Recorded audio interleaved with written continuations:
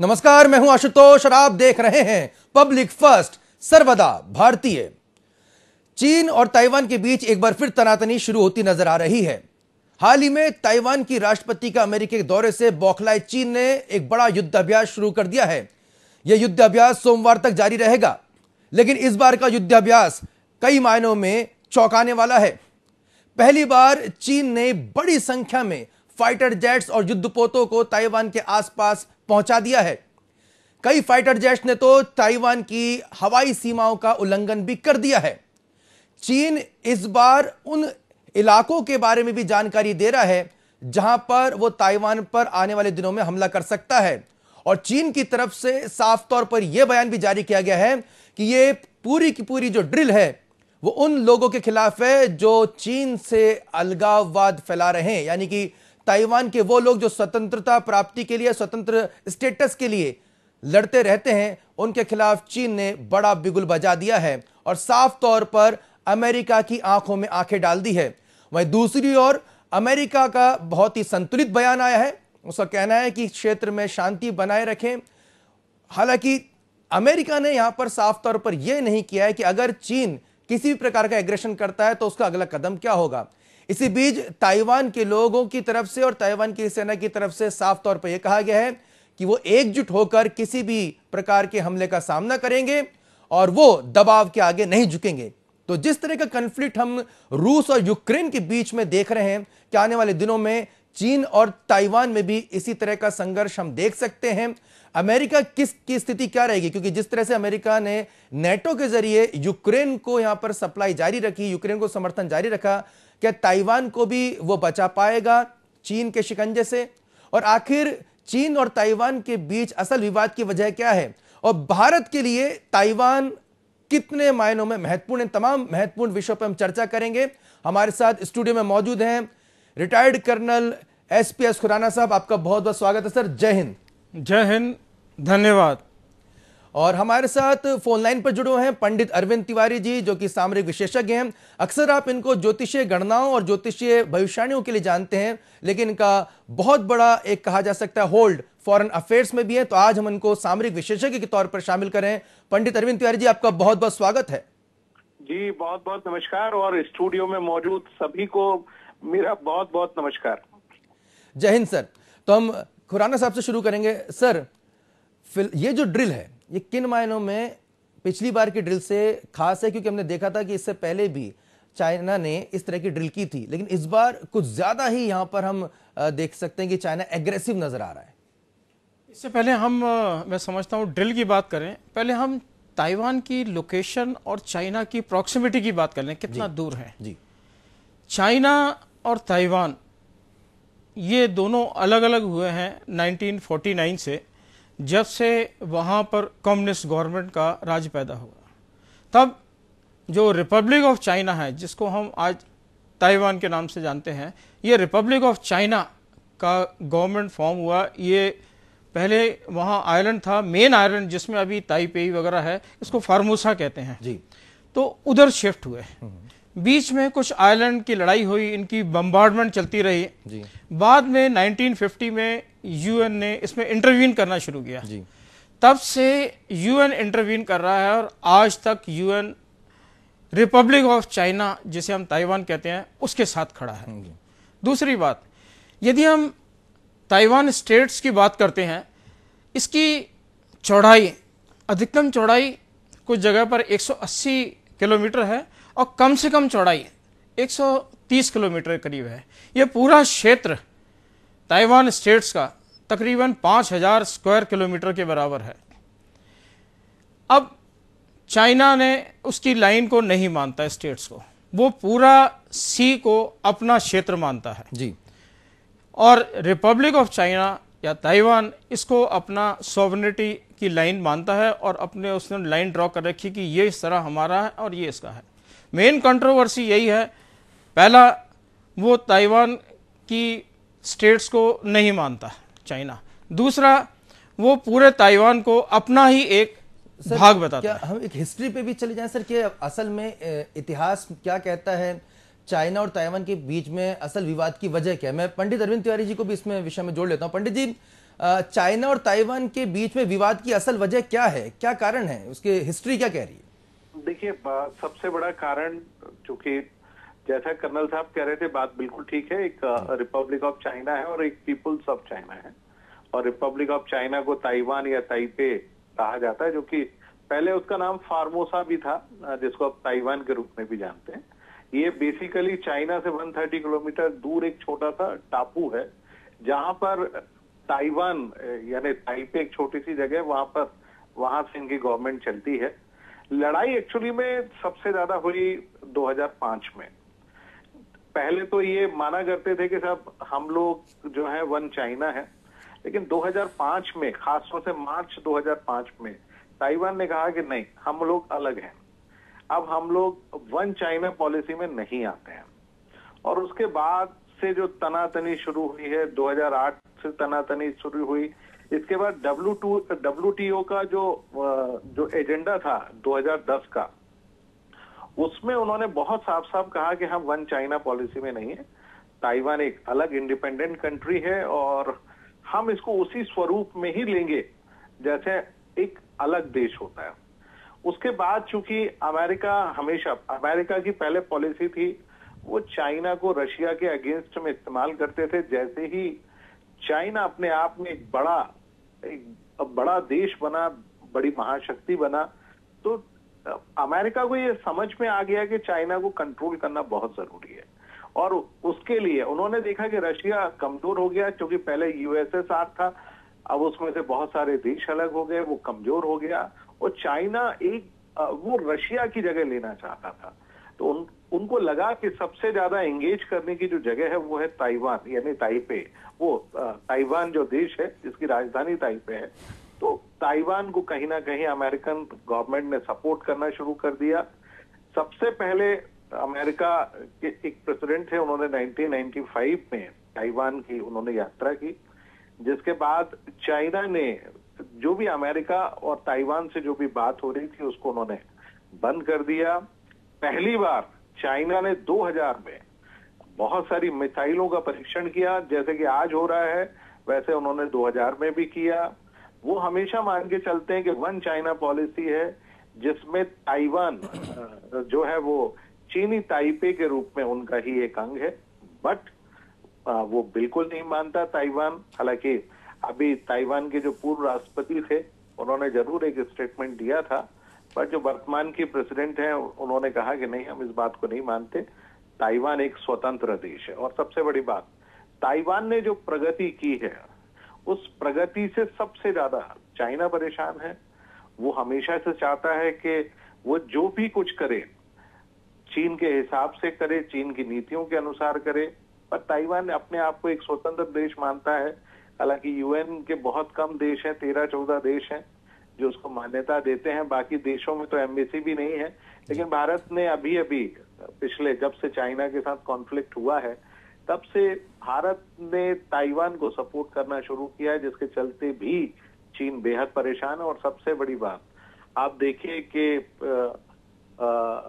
जो एक प्रकार से एक बहुत बड़ा ऑर्गेनाइजेशन बना है भारत, ऑस्ट्रेलिया, जापान और अमेरिका का, और आप देखिए कि वो वही सदर्न चाइना सी में जिस प्रकार से एक्सरसाइज कर रहे हैं, जिस प्रकार से और भी जो देश हैं जो सदर्न चाइना सी से जुड़े हुए हैं, जिनके कॉन्फ्लिक्ट चाइना के साथ हैं, उनको अपने साथ लेते हुए आगे बढ़ रहे हैं।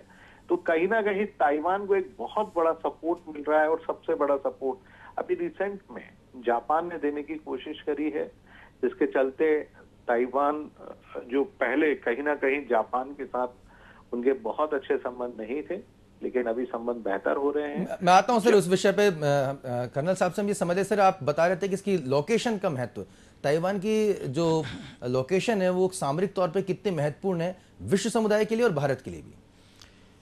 ताइवान जैसे हमने आपको बताया कि चाइना के बहुत क्लोज है, साउथ चाइना सी में है, और क्योंकि डिस्टेंस वाइज नहीं है, ये यहाँ से किसी भी इंटरनेशनल वाटरवे को नहीं मानता, यहाँ से शिप किसी के नहीं निकलने देना चाहता। जबकि इंटरनेशनल वाटरवेज वो होते हैं जहाँ से किसी भी कंट्री के शिप निकल जाते हैं। ये पूरा अपना अधिकार जताता है। अब क्योंकि अमेरिका साथ में खड़ा है और सॉवरेनिटी के कारण अपनी लाइन इन्होंने ताइवान ने अपनी अलग बना रखी है, एक उसको भी वो मानने को तैयार नहीं है, क्योंकि वन चाइना पॉलिसी इसकी है। दूसरा क्या है, इसकी लोकेशन पास में ही जापान है, पास में ही थोड़ा ऊपर पे कह दो कोरिया है जो यूएस के सपोर्ट पे है।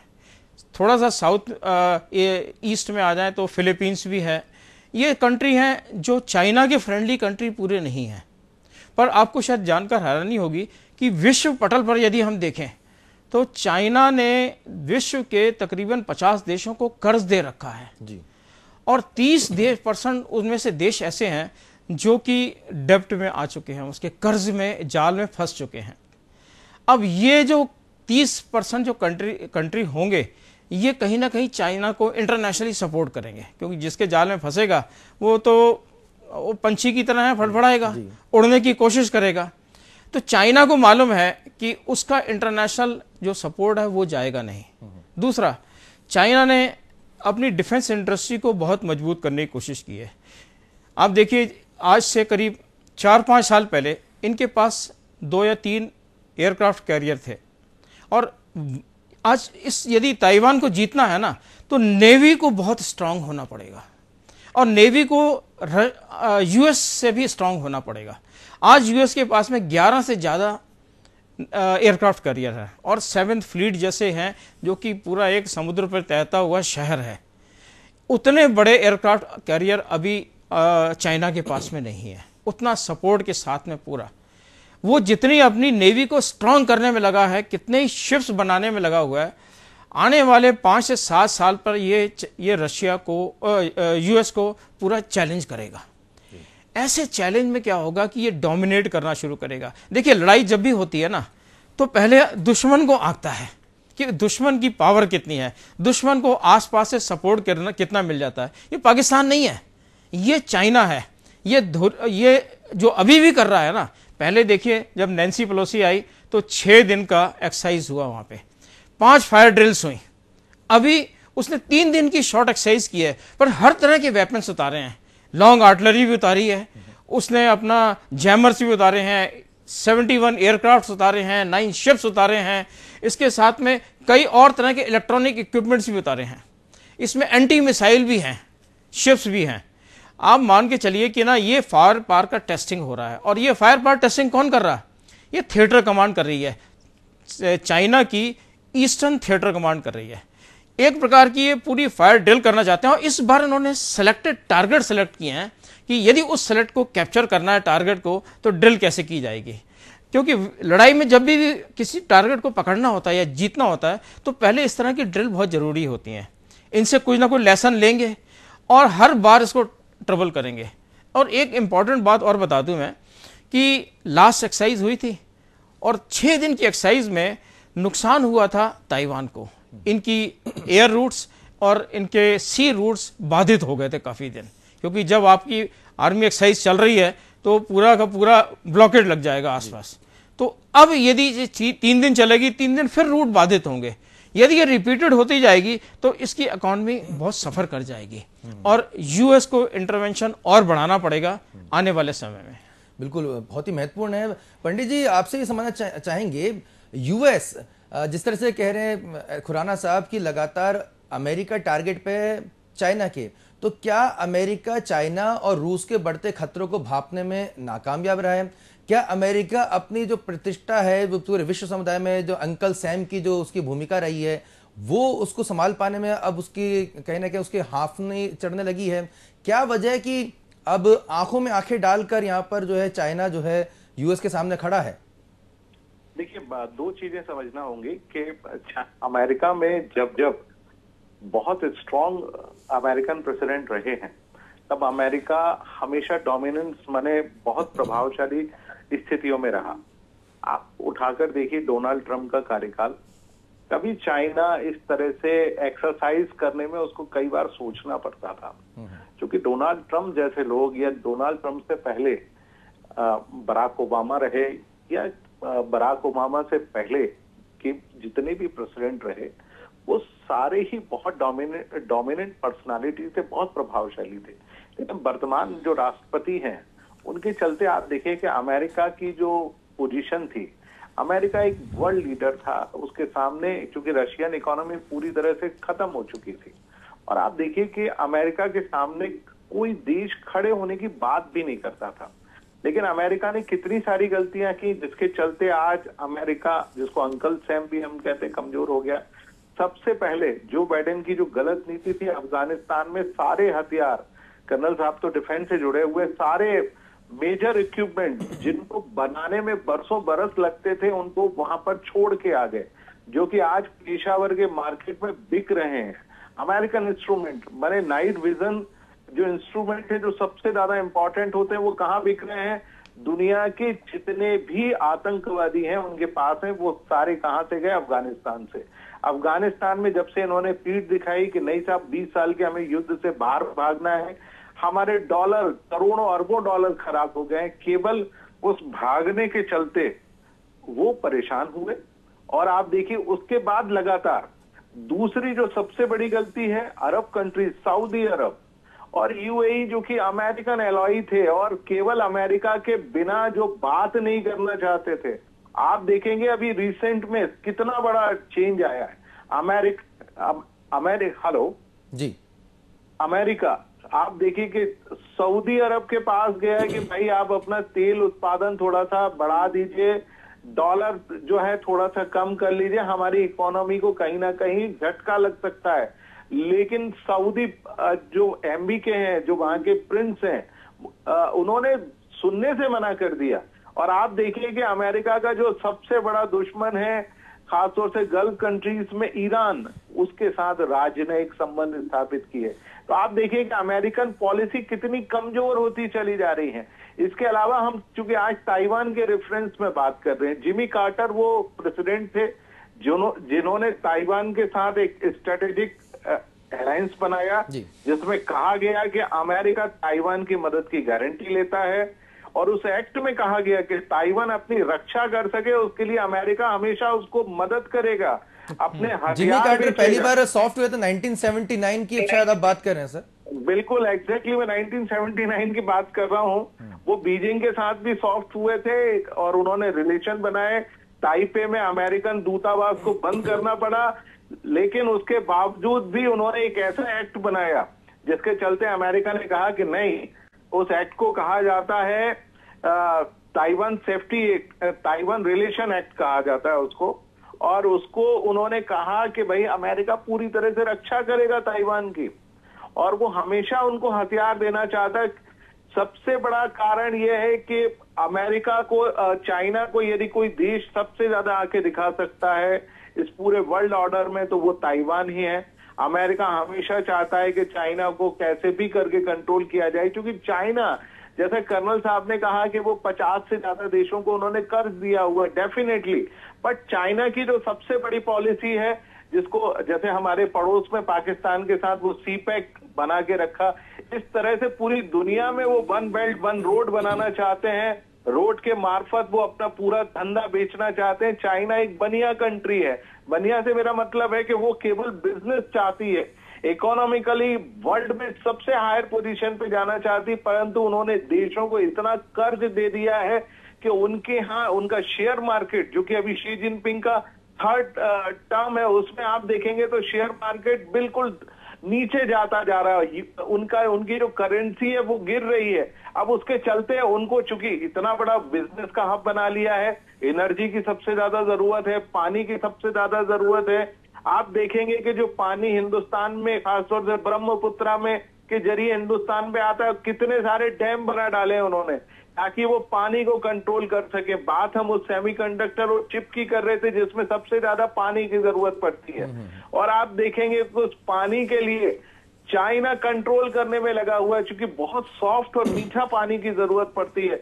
आपको एक और चीज मैं बताऊं, अफ्रीकन कंट्रीज की मैं बात कर रहा हूं, मेरे को कंट्री एग्जैक्टली याद नहीं आ रहा, मिस्र के बिल्कुल बाजू वाला कंट्री है जहां पर बहुत सुंदर पानी की मीठी झील है। वहां उस पानी को कंट्रोल करने के लिए चाइना वहां पर पहुंच गया, और आप देखिए कि उन्होंने जो ट्रीटी की है कि 25 साल तक उस पानी का इस्तेमाल केवल और केवल चाइना करेगा। तो आप देखिए कि केवल सेमीकंडक्टर और उस चिप जिसमें बनाने में सबसे ज्यादा पानी की जरूरत है, तो आप देखिए कि पानी को कंट्रोल करने के लिए क्या, किस हद तक बिल्कुल पंडित जी, कहीं ना कहीं चाइनीज जो है वो बिजनेस माइंडेड है और कहीं ना कहीं पूरे विश्व में फैला किया, लेकिन सामरिक तौर पर खुराना साहब वो कितने ताकतवर हैं। 1962 में भारत के साथ लड़ाई और 1979 में वियतनाम के साथ लड़ाई, इसके बाद चाइना ने कोई बड़ी लड़ाई नहीं लड़ी है। तो उनकी जो सेना है, अगर पूरी जनरेशन हम कहें तो लगभग 50 साल हैं, लगभग इतने साल हो चुके हैं, जैसे 40 से 50 साल, जिसमें चाइना ने बहुत ही हेड ऑन वॉर नहीं लड़ी है। तो उनकी कितनी जो आर्मी है वो बैटल हार्डन है, क्योंकि एक होना हथियार का होना और दूसरा हथियार को चलाना। आप देखिए उनका एक जो ऑफिशियल न्यूज़ चैनल है जिसे हम ग्लोबल टाइम्स कहते हैं, वही वीडियो लोड करता है, वही फोटोग्राफ डालता है, वही न्यूज़ देता है, वही ट्रेनिंग की सारी चीज़ें दिखाता है। ट्रेनिंग के वीडियो बनाना बड़ा आसान है, तो अभी क्यों नहीं उसने गलवान के वीडियो डाले? उन्हें वो डालने हैं जो उनके फेवर के एक दो वीडियो होंगे और पब्लिक को दिखाना है। कम्युनिस्ट कंट्री है, पब्लिक के लिए हर इंफॉर्मेशन ओपन नहीं है। ये डेमोक्रेटिक कंट्री नहीं है लाइक इंडिया की तरह, जहां हर इंफॉर्मेशन आराम से लोगों को पता लग जाए और जितना जल्दी हो मासेस तक पहुंच जाए। अब जब क्लोज इंफॉर्मेशन होगी, जो कंट्री दिखाना चाहेगा वही देखेंगे। अच्छा, एक बड़ी इंटरेस्टिंग बात आपको और बताऊं, चाइना क्या कर रहा है कि चाइना अभी अपनी एक और थ्योरी पे काम कर रहा है। इस थ्योरी को कहते हैं ये बेसिकली वॉर थ्योरी जिसे कह सकते हो हम एक तरह से। ये क्या कर रहे हैं कि हर कंट्री को, मतलब खासकर वेस्टर्न कंट्रीज को, देखिए आप यूएस से थोड़ा सा अलग हो जाएंगे तो पूरे वेस्टर्न कंट्रीज हैं नाटो वाले, अब इनको बताने की कोशिश कर रहा है कि आप मेरे को कहते हो कि मैंने कब्जा किया, दूसरों की जमीनों पे कब्जा किया, दूसरों की जमीनें मैंने छीनी है, पर ये बताइए अमेरिका क्या कर रहा है? वो अफगानिस्तान में क्यों घुसा? वो उसे क्यों नहीं घुसना चाहिए था? उसने वहां जाके क्यों हथियाई जमीन उसकी? वो इराक में क्यों घुसा? बिना बताए क्यों घुस गया? यदि मैंने तो ऐसा कुछ नहीं किया, अपने आप को पाक साफ दिखाने की कोशिश कर रहा है और लोगों को बताने की कोशिश कर रहा है, देखिए हमने ना किसी की जमीन ली है, ना ही हम फोर्सफुली किसी के अंदर घुसे हैं। आप क्यों लगा रहे हो कि हम दूसरों की जमीन ले रहे हैं? आप अपने कंट्री उसको क्यों नहीं देख रहे हो? वो कैसे घुस जाता है, बिना बताए कैसे घुस जाता है? दूसरा क्या है, अब एक एल्डर ब्रदर का रोल प्ले करना चाहता है। टाइम्स का आपने जिक्र किया था, उसका विजुअल हम दिखा रहे हैं, ग्लोबल टाइम्स की तरफ से जारी किया गया है और इसमें बताया गया कि किस तरह से जो चीनी सेना अगर आगे आने वाले दिनों में अगर हमला करती है तो कैसे करेगी, ये जीआईएफ के जरिए ग्लोबल टाइम्स का के द्वारा जारी किया गया वीडियोस कुछ बना लो, आप इसके किसी तरह का प्रेजेंटेशन दिखा दो। तो सर ये ना ये अपने आप को स्ट्रेंथन दिखाना चाहते हैं कि हमारी कैपेबिलिटी कितनी है। कैपेबिलिटी में फायर भी कर देंगे, मैं ये नहीं कह रहा हूं कर सकते हैं, बट उनकी जो ट्रूप्स है ना, क्या उतने हिम्मत से लड़ने के काबिल हैं? जहां थोड़ी प्रॉब्लम आ जाएगी, क्यों टेस्ट ऑफ जब आपकी स्ट्रेंथ होती है ना, तब पता लगता है कि ना आपकी ट्रूप्स कितना देर खड़ी हो सकती हैं, तब उसको झेल सकती है कि नहीं झेल सकती। या जैसे आपने गलवान पे डंडे मार के उनको भगाया, वैसे ही भाग जाएंगी फिर नहीं तो, क्योंकि जब आपके पास वॉर एक्सपीरियंस नहीं है तो आप वीडियो बनाने लायक हो पर वॉर में हिम्मत दिखाने लायक नहीं हो। इसलिए मैंने एक बार पहले भी कहा था कि ये शेर की खाल में भेड़िया है, बट इसको अभी आप शेर समझने की गलती मत करना। बट चाइना एक और कर रहा है, अब एल्डर ब्रदर का रोल प्ले करना चाहता है। देखिए सऊदी अरबिया और ईरान के बीच संधि करवाने का है, एक बेटर रिलेशन डेवलप करने का। उन्हें मालूम है अब आप ईरान के रिलेशन यूएस से अच्छे नहीं है, बट इन दोनों कंट्री को पास लाएंगे, इनको फायदा होगा, ऑयल से फायदा होगा, मिडिल ईस्ट को फायदा होगा। और इन दोनों की मीटिंग कहां पर हुई है? बीजिंग में हुई है। तो ये देखिए, एक साइड वो इधर से रोल प्ले कर रहा है मिडिल ईस्ट में, और दूसरी साइड से वो रोल प्ले कर रहा है कि अब वेस्टर्न कंट्रीज को, तो अपनी पॉलिटिक्स को भी दिखा रहा है और ताइवान पे ये प्रेशर दिखाने की कोशिश कर रहा है कि मैं यूएस से कोई डरता नहीं हूं and I can take the challenge of US. Pandit Arvind तेरे जी, बहुत महत्वपूर्ण बात यहाँ पर खुराना साहब ने कही है, रिटायर्ड कर्नल साहब ने। अंकल सैम के आगे अंकल चैन खड़े हो रहे हैं और यहाँ पर सऊदी अरब और ईरान की यहाँ पर जिस तरह से दोस्ती कराई जा रही है, जो अमेरिका नहीं करा पाया बरसों बरस उसके बाद। और एक महत्वपूर्ण घटनाक्रम पिछले दिन हुआ, फ्रांस के राष्ट्रपति का चाइनीज दौरा, बीजिंग दौरा। ये कहीं ना कहीं ये दौरे को लेकर भी कई सवाल उठ रहे हैं कि आखिर भाई वो अमेरिका की लीग कंट्री है, नेटो का कंट्री है, फ्रांस बहुत ही महत्वपूर्ण वो चाइना में जाता है, बीजिंग में, वहां पे मैक्रो की मुलाकात होती है, शी जिनपिंग से होती है, फ्रांसीसी राष्ट्रपति का। और जिस बात का जिक्र यहाँ पर कर्नल खुराना साहब कर रहे हैं कि साहब चाइना जो है अब वो एल्डर ब्रदर या यूं कहे कि अंकल सैम के सामने, अंकल चैन बन के सामने खड़ा होना चाह रहा है। किस हद तक ये जो घटनाक्रम है पंडित जी, ये जो रिमार्केबल है? देखिए, मैं आपको दो चीजें कहूंगा कि वर्ल्ड की जो जियोपॉलिटिकल स्थितियां हैं और जो राजनीतिक स्थितियां हैं वो बदलती जा रही हैं। अब देखिए, अमेरिका कमजोर हो गया है। अमेरिका के पास आने वाले दिनों में, देखिए सबसे बड़ी बात, दो चीजें समझना होंगी कि अब दुनिया में जो बिजनेस हो रहा है वो अब लोकल करेंसी में हो रहा है। उदाहरण के तौर पर, चूंकि क्यों गया फ्रांस चाइना बात करने, उसको आपको समझना पड़ेगा। विशुद्ध अर्थशास्त्र और उसके अलावा कुछ नहीं है। क्योंकि आप देखिए, दुनिया में सबसे ज्यादा व्यापार यदि कहीं पर हो रहा है तो वो हो रहा है मिडिल ईस्ट में, गल्फ कंट्रीज जिसकी हम बात करते हैं, जिनमें कौन कौन से देश हैं? सऊदी अरब, यूएई। क्योंकि सऊदी अरब पूरे गल्फ कंट्रीज का लीडर है। चाइना ने किसको पकड़ा? सीधे लीडर को पकड़ा। पहले अमेरिका सऊदी अरब की सिक्योरिटी की गारंटी देता था। किससे सिक्योरिटी की गारंटी देता था? क्योंकि सऊदी अरब में यमन का जो बहुत बड़ा युद्ध है, वहां के जो आतंकवादी है वो हमेशा हमला करते थे। यमन को सपोर्ट कौन कर रहा था? ईरान कर रहा था। उन्होंने क्या करा? दो दुश्मनों को मिला दिया कि भाई अब कोई तुम्हारे ऊपर अटैक नहीं करेगा, तुम्हें किसी भी अमेरिकन पैट्रियट मिसाइल या कोई सिस्टम की जरूरत नहीं है। जब तुम्हारे यहाँ लड़ाई नहीं होगी तो तुम क्यों डिफेंस के इक्विपमेंट खरीदोगे?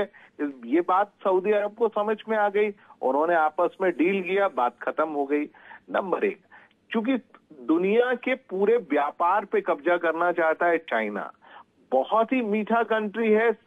ये बात अभी सऊदी अरब और गल्फ के कंट्रीज इस बात को नहीं समझ पा रहे हैं, क्योंकि हमने इस बात का अनुभव दो बार किया। अभी जैसा कर्नल साहब बता रहे थे, गलवान को लेकर भी किया। फ्रांस को ये बात समझ में आ गई कि अमेरिका कमजोर हो गया, लोकल करेंसी में बिजनेस हो रहा है। भारत का इस समय 72 कंट्रीज, खासतौर से 36 कंट्रीज के साथ ये डील हो गया है कि हम लोकल करेंसी में बात करेंगे। जब लोकल करेंसी में बात होगी तो डॉलर की बात करेगा कौन? जब लोकल करेंसी में बात होगी तो कोई यूरो और कोई फ्रैंक, यूरो में या किसी और करेंसी में क्यों बात करेगा? वो अपनी फ्रैंक यानी अपनी करेंसी को आगे बढ़ाएंगे। तो आप देखिए कि दुनिया का हर आदमी अपना बिजनेस करना चाहता है और बिजनेस उनको ये समझ में आ गया कि इस समय लीड कौन कर रहा है? सऊदी। पूरे जितने भी गल्फ कंट्रीज हैं वो किसके इशारे पे काम करेंगे? तो उन्होंने कहा केवल और केवल चाइना के इशारे पे काम करेंगे। दूसरा, जो गल्फ कंट्रीज को कहीं ना कहीं लीड कर रहा है देश, वो भारत भी है, इसमें दो राह नहीं। सऊदी अरब, चाइना और ईरान के आपस में गठजोड़ का नुकसान भारत को कहीं ना कहीं होगा। लेकिन हमको इस बात को भी बहुत भली भांति से समझना चाहिए कि दुनिया की जो सबसे बड़ी मंडी है वो केवल और केवल हिंदुस्तान है, जहां हर चीज की आवश्यकता है। फ्रांस को भी आवश्यकता है। फ्रांस ने अभी बीच में हमको टेक्नोलॉजी शिफ्ट करने से मना कर दिया। बहुत बड़ा झटका दिया इंडिया ने। भैया, हमारे साथ आपकी दोस्ती है लेकिन बिजनेस में कोई दोस्ती नहीं है। पैसे दोगे, चीज मिलेगी तो हम आपको पैसे देंगे, वरना नहीं देंगे। बिल्कुल सही बात है। अंकल जो चाइना है वो दुनिया में बहुत आगे बढ़ रहा है। यदि चाइना को नहीं रोका गया तो आने वाले दिनों में परेशानी होगी। लेकिन मैं एक ज्योतिष के हिसाब से भविष्यवाणी जरूर करना चाहूंगा, आने वाले 10 सालों के बाद आपको आज जो चाइना की स्थिति दिख रही है वो भारत की स्थिति भी होगी। भारत बहुत आगे जाने वाला है। जब वृषभ राशि में शनि का गोचर होगा 2031 के बाद, वहां से हिंदुस्तान बहुत तेजी से आगे बढ़ेगा। मैं जो बात कई सालों पहले कहा करता था, 20 साल पहले, कि भारत 2020 के बाद बहुत तेजी से आगे बढ़ेगा, आज भारत बिल्कुल आगे बढ़ रहा है। जहां हम अपने देश में मास्क नहीं बनाते थे, हमारे देश में कुछ नहीं बन पा रहा था, खासतौर से मेडिकल फील्ड में, आज देखिए हमारी खुद की 2 वैक्सीन है जो कि चाइना से ज्यादा सक्सेसफुल है। आपने डिफेंस की बात करी, चाइना ने एक 5th जनरेशन एयरक्राफ्ट बनाया है, JF, मेरे को एग्जैक्टली उसका वर्ड इस समय मिसिंग हो रहा है। आप देखिए कि वो केवल और केवल एक प्रकार का जिसको हम कह सकते हैं कबाड़ के समान है। उधार का इंजन लिया हुआ है। इंजन कहां से लिया है उन्होंने? रशिया का इंजन है। केवल अपना ढांचा बना के बात करिए, स्टेल्थ फाइटर बना दिया है। उस स्टेल्थ फाइटर का आज तक कहीं इस्तेमाल नहीं हुआ। उनके जितने भी वो जिस चीज की बात करते हैं, नेवी फ्लीट की बात करते हैं, बेशक उनके पास उनको टेक्नोलॉजी कॉपी करने में जो दुनिया में कोई कॉपी नहीं कर सकता, वो केवल और केवल चाइना कर सकता है। उनके पास बेशक बहुत सारे इंस्ट्रूमेंट हैं। उन्होंने अपना एक अंतरिक्ष में बहुत बड़ा स्पेस स्टेशन बना रखा है। उनको दुनिया की किसी चीजों पर जरूरत नहीं है। हर चीज, पूरी दुनिया को वो मॉनिटर करते हैं। पर मैं सबसे बड़ी बात कहूंगा, सबसे बड़ी चीज, इंडिया जिस तेजी से ग्रो कर रहा है, जिस तेजी से आगे बढ़ रहा है डिफेंस के उसमें, हमारे पास जो राफेल है वो इतना पावरफुल है कि उनके 5th जनरेशन जो उन्होंने बनाया हुआ है उसको कई बार हरा सकता है। हमारे पास जो फ्लीट है, हमारे ब्रह्मोस से वो डरते हैं। आप देखिए कि हमारे पास S-400 की जो 2 बैटरीज हमको मिली हुई हैं, जो कि एक हमने पाकिस्तान पे डिप्लॉय करके रखी हुई है, दूसरी लद्दाख में डिप्लॉय करके रखी हुई है। आप देखेंगे इसके अलावा हमने वो बेशक सुपरसोनिक उन्होंने कई मिसाइल सभी बनाई है, लेकिन भारत जितना तेजी से डिफेंस में आगे बढ़ रहा है, भारत का वो मुकाबला नहीं कर सकते। कभी लड़के देखिए, कर्नल साहब ने बिल्कुल सही कहा, गलवान में जो डंडों से मारा है उनको, जब वो डंडों से पिट सकते हैं तो किसी दिन गोलियों से लड़के देखें। उनके पास जो फ्रंट में लड़ने वाले लोग हैं वो कहां से लेकर आते हैं? वो लेकर आते हैं तिब्बत से। उनके जो ओरिजिनल चाइनीज सोल्जर हैं वो कभी लड़ाई नहीं कर पा रहे, ठंड में पीछे भाग जाते हैं। बहुत सारे ऐसे वीडियोस गूगल पे या विभिन्न जगहों पर पड़े हुए हैं कि वो ठंड का मुकाबला नहीं कर पा रहे हैं।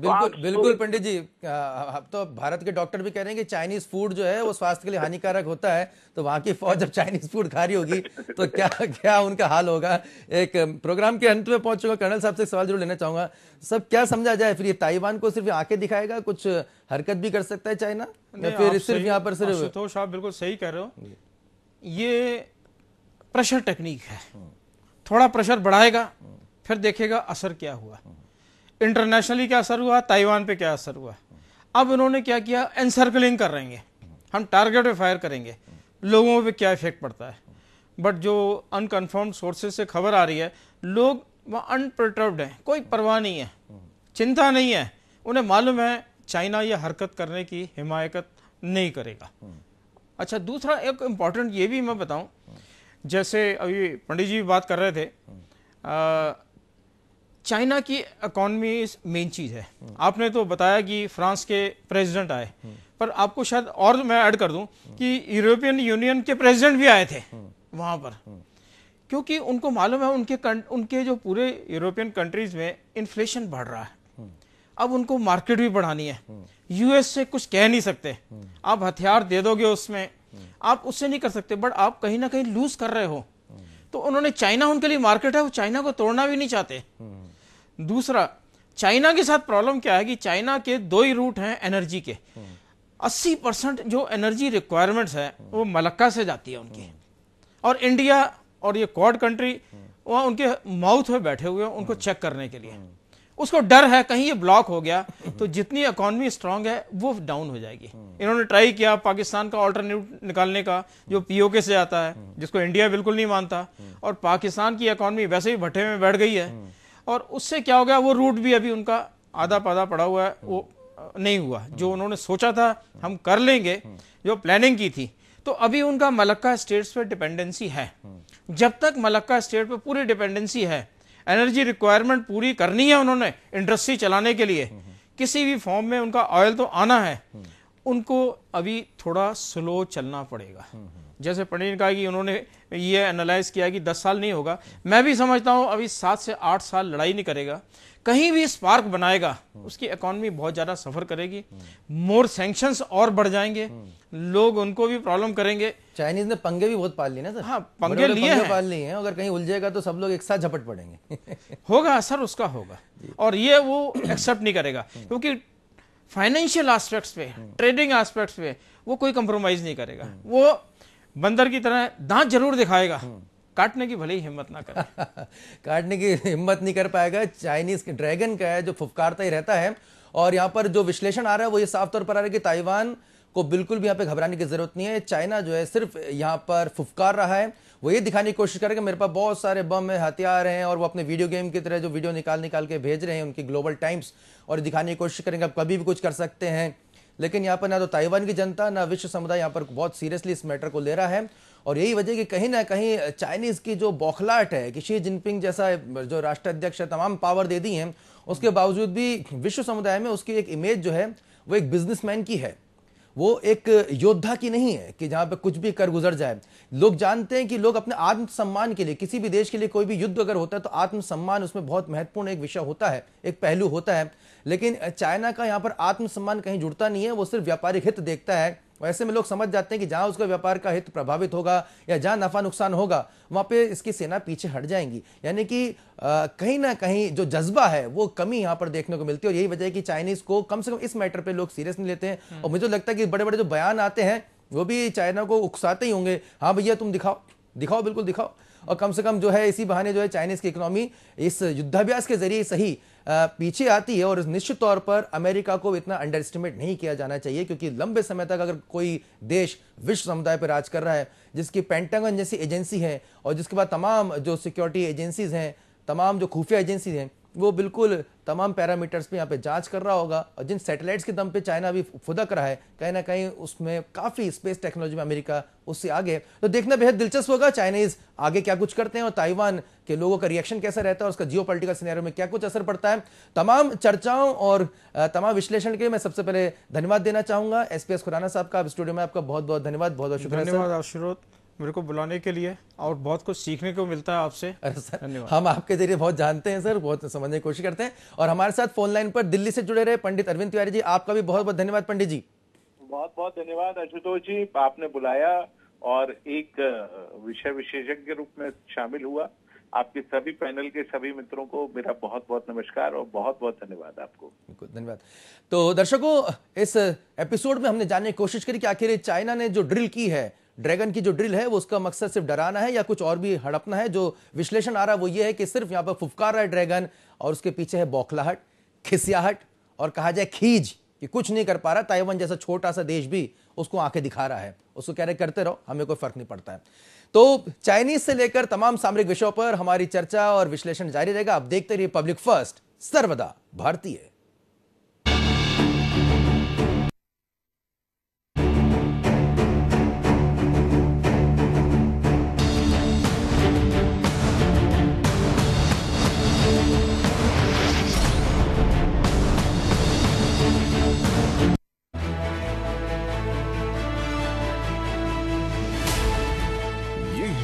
इंडिया फर्स्ट कम्युनिकेशन, और आप देख रहे हैं पब्लिक फर्स्ट।